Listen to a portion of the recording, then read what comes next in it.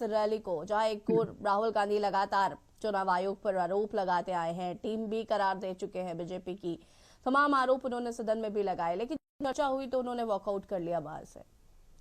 और उसके बाद अब रामलीला मैदान में एक रैली का आयोजन, जिसका नाम रखा है वो चोर गद्दी छोड़। नहीं, देखिए, तो इसको ऐसे समझना चाहिए कि पारदर्शिता तो लानी पड़ेगी। हम्म। ये सवाल तो बड़ा बन गया है। और देखिए, ये सवाल इसलिए बन रहा है कि राहुल गांधी इसको उठा रहे हैं, सिर्फ इसलिए सवाल बन रहा है। सवाल इसलिए बन रहा है कि चुनाव आयुक्त जो है किसी सवाल का डेमोक्रेटिक तरीके से जवाब नहीं दे रहा है। हम्म। और जितने भी उससे सवाल किए हैं तो वो एक बहुत टेक्निकल बात, एफिडेविट जमा करो, ये करो। अरे, विपक्ष का समूचा विपक्ष आपसे सवाल कर रहा है कि अब भाई 45 दिन के अंदर क्यों आप हटा दे रहे हैं कैमरे वहां से। आप जो है कोई ऐसी वोटर लिस्ट क्यों नहीं दे रहे हैं जो मशीन पे पढ़ा जा सके। आप जो है एक ही घर में 200-200 लोग, 300-300 लोग का अगर आरोप है तो उसकी जांच क्यों नहीं कर रहे हैं। क्यों आप एफिडेविट की चाहत रखते हैं। चुनाव आयोग को पारदर्शिता बरत के ही अपनी साख को बस चुनाव आयोग बचा सकता है। हम्म। तो वो लंबे समय से नहीं कर रहा है। दूसरा ये कि सरकार ही संदिग्ध बना रही है चुनाव आयुक्त को। सरकार ने 2024 में कानूनी बदल दिया कि भाई केवल प्रधानमंत्री जिसको चाहेंगे चुनाव आयुक्त बना लेंगे, अपने सचिव को भी बना लेंगे। उसमें से सीजेआई को हटा दिया। अब अगर आप ये कहें संसद में कि पहले भी ये होता था, तो पहले भी होता था गलत, तो इसलिए आप भी करेंगे, ये तो कोई तर्क हुआ नहीं। हम्म। सवाल ये है कि चुनाव आयुक्त एक निष्पक्ष उसकी चुनाव की प्रक्रिया ही निष्पक्ष नहीं रह गई। हम्म। तो ये तो सवाल खड़ा होगा ना देश में। ये राहुल गांधी खड़ा करे चाहे न करे, ये सवाल तो होगा। आप जो है उनको 2023 में एक कानून लाते हैं संसद में, और उस कानून के जरिए आप जो है चुनाव आयोग को किसी भी तरह के वो फोर्जरी कर लें, किसी भी आपराधिक मुकदमे से उनको आपने मुक्त कर दिया। तो मैं कहना है कि पारदर्शिता तो लानी पड़ेगी। ये सवाल केवल राहुल गांधी का नहीं है, ये भारतीय लोकतंत्र का है। ये भारत में जो संस्थाएं हैं उनकी स्वायत्तता पे अगर आप कहीं से संदिग्ध नजर आएगी तो ये सवाल तो उठेगा। दुनिया भर में आप समझिए कि टेक्नोलॉजी के मामले में क्या हम अमेरिका से आगे हैं, क्या ठीक, हम मनीष जी, जर्मनी से आगे हैं? फिर इसका एक एक चीज और, ठीक है, आरोप लग रहे हैं, तमाम चीजें हैं जो आपने बताई।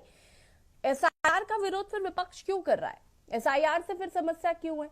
एसआईआर में जो अवैध तरीके से लोग रह रहे हैं, या एक ही परिवार में जो आपने कहा कि 2-2, 300-300 लोग रह रहे हैं, कई खबरें मैंने पढ़ी खुद कि एसआईआर की वजह से कई नाम निकल कर आ रहे हैं, वो लोग है ही नहीं, एग्जिस्ट ही नहीं करते हैं।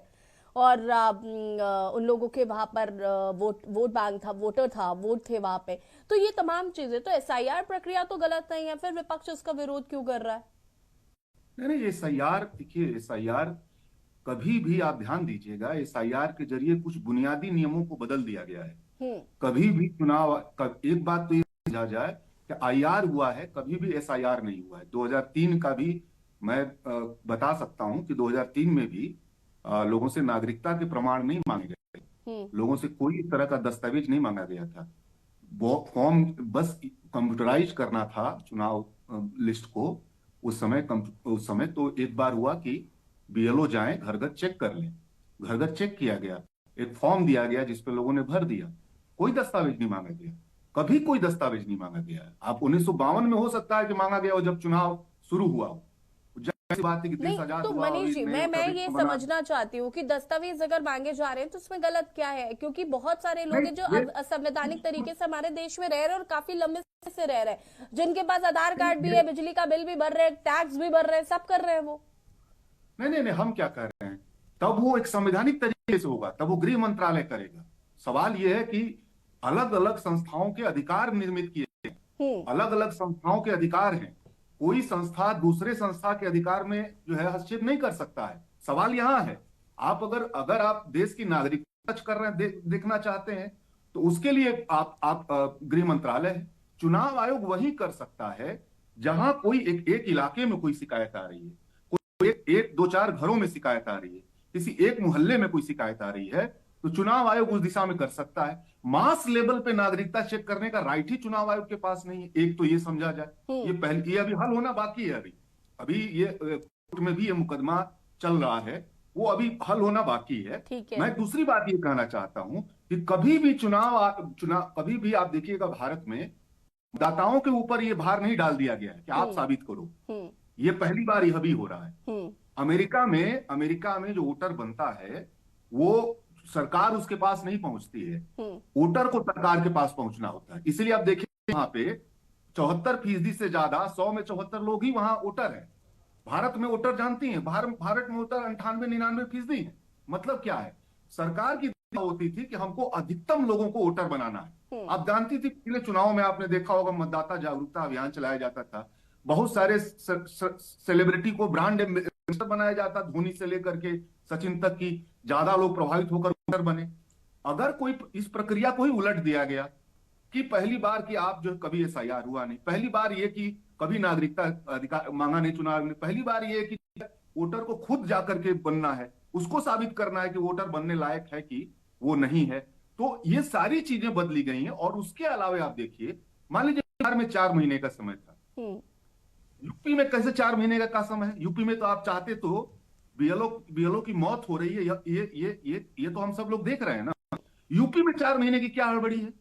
आप हड़बड़ी में क्या कोई बड़ी गड़बड़ी करना चाहते हैं? आप गड़बड़ी ना भी कर रहे हो, मैं क्या कह रहा हूं, मैं ये मान ले रहा हूं कि आप गड़बड़ी नहीं कर रहे हैं, तो ये हड़बड़ी किस लिए? आप 6 महीने का समय क्यों नहीं दे सकते हैं? आप कह रहे हैं एक तरफ, आप तरफ कह रहे हैं कि 99% लोगों ने उत्तर प्रदेश में दर्ज कर दिया, अपना फॉर्म जमा कर दी। तो अगर 99% लोगों ने दर्ज कर दिया, तो फिर आप ये बताइए कि 3 करोड़ लोग लापता कैसे हैं?